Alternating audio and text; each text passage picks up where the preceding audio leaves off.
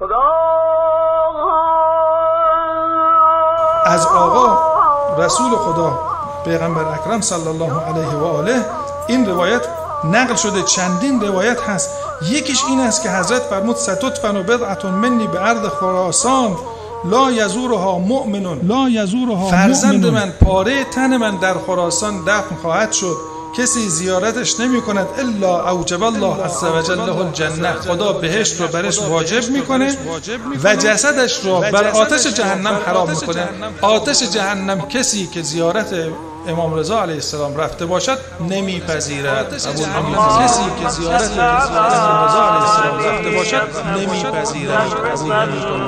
در روایت دیگر فرمود که هر کس به زیارت پاره تن من برود، اگر که غم و غصه‌ای داشته باشد غم و غصه‌اش برطرف میشه، اگر گناهی داشته باشد گناهش برطرف میشه.